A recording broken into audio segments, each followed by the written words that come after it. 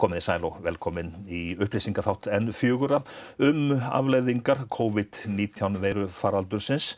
Við verðum bæði á Norðurlandi eystra og Norðurlandi vestra í þættinum, en við byrjum á lögreglustjóranum á Norðurlandi eystra. Halla Bergþóra Björnsdóttir, velkomin. Þú ert líka formaður almannavarnanefndar Eyjafjarðarsvæðisins.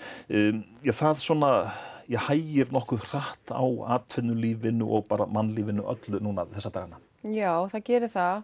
Og það líka út af því að stjórnvöld eru með þessar leiðbeiningar fyrir okkur til þess að takast á við veiruna eða faraldurinn. Og það eru þetta, núna samkomubannið og herta reglur sem tóku gildi í dag varðandi það, og það hefur auðvitað áhrif á okkur. En við þurfum líka öll að hugsa til þessa hertu reglur og þessa aðgerðir eru fyrir okkur til hagsbóta til þess að stemma stigum við faraldrinum. Eru þið að fylgjast með því? Hvernig fylgist þið með hvort að það sé farið eftir þessu öllu saman? Já, við munum gera það. Lögreglunni, við munum gera það að fylgja eftir þessum hertari reglum og fylgjast með. Við eigum svo sem ekki vona því að verði mikið að gera í því, að því við vitum það að fólk vill standa saman í þessu og fólk finnur til sinnar ábyrgðar varðandi það að fara eftir þessum reglum.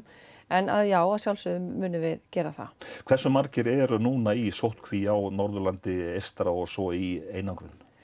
Ég held að séu 5 einstaklingar í einangrun og ég myndi telja að væri cirka 300 manns í sóttkví.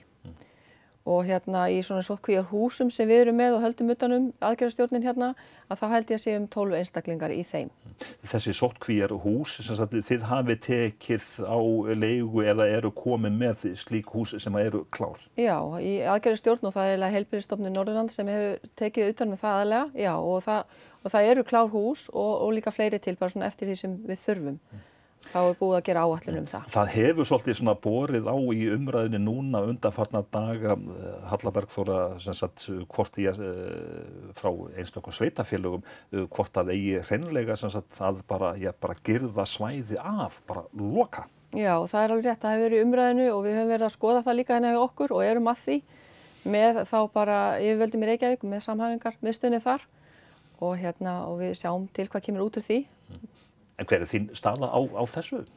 Já, ég held að við þurfum bara að fara eftir lögum og reglum og við erum svona bara að athuga það. Mér sýnist eins og það að það sé þá sóttvarnalæknir sem eigi að taka ákvörðun það og bera það undir heilbrigðisráðherra, af því að við myndum þá vera að loka út af faraldrinum sem slíkum. En þetta er svolítið flókið því að það er líka almannavarnalög sem gefa lögreglustjóra heimild til að loka. En við þurfum að láta þetta allt ganga saman og sum lög eru rétt hærri en önnur.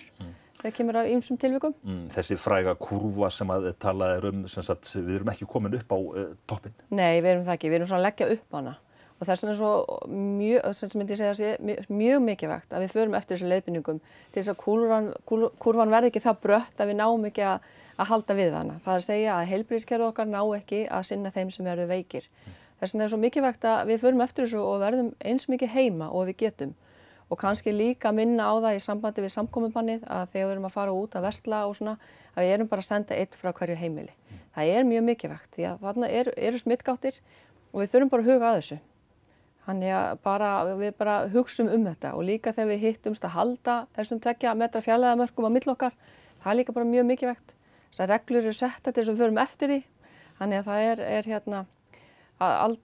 aldrei meiri hvað vikt í því en nú. En þetta almannavarnanefndin og allt þetta batteri, svona stuðningsbatteri, þið væntanlega fundið þið daglega, hvar eru þið með aðstöðu? Já, það er þannig hjá okkur að í almannavarnanefndinni þessu svæði er orðin ein og þar eiga heima allir sveitarstjórarnir.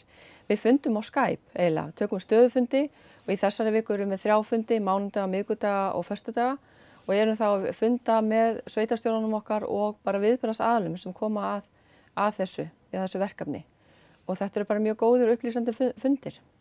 En hvað þegar þið eru að leita eftir aðstoð og grípa til ráðstafana, eru allir boðnir og búnir til þess að koma að borðinu eða er það að rekka ykkur á veggi einhvers staðar? Mér finnst það vera allir boðnir og búnir. Það er bara, það er undantekning ef það er ekki.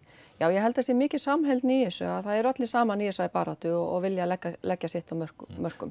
En hvað með svona almenning, þú varst í þessum þætti fyrir viku síðan, ertu fann að finna fyrir kvíða almennings til dæmis? Ég held að það sé alltaf viss hluti af okkur sem kvíðir og það er bara eðlilegt að kvíða hinu óþekkta.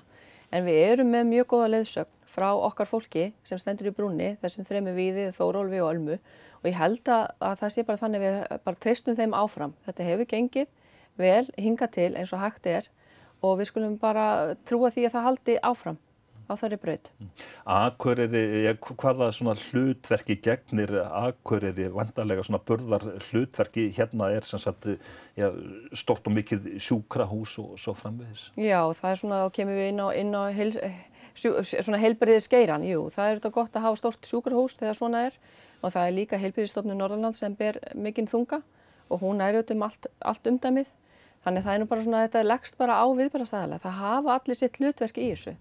Þannig þegar svona eitthvað stórt er að þá eru allir kallaði til.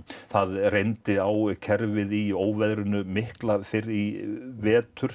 Þá voru hugsanlega sniðnir af einhverjir vankantar sem að kemur sér vel núna eða hvað? Já, það er alveg rétt hjá þér út af því að þá sáum það að við vorum kannski ekki í nógu miklu sambandi við sveitarstjórnir og hefðum getað gert það meira og núna erum við búin að bæta úr því. Við lærðum mikið á því ástandi. Og ég held að við séum alltaf að bæta okkur og við og líka bara núna þá höfum við verið að færast framar í því að bæta okkur í ýmsum hlutum. Þið eru mikið á svona fjarfundum, hvernig er svona daglegt líf á lögreglustöðinni? Þar eru vantarlega svona einhverju svona öryggisveggir og öryggishólf? Já, til dæmis eins og í dag þá vinn ég heima og staðgengillinn minn er á stöðinni.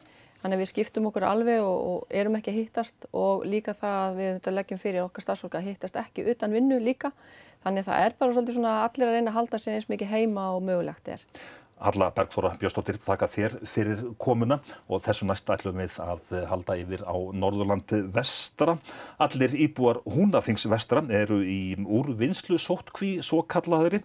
Unnur Valborg Hilmarsdóttir, hún er framkvæmdastjóri Samtaka sveitarfélaga á Norðurlandi vestra og ég ræddi við hana.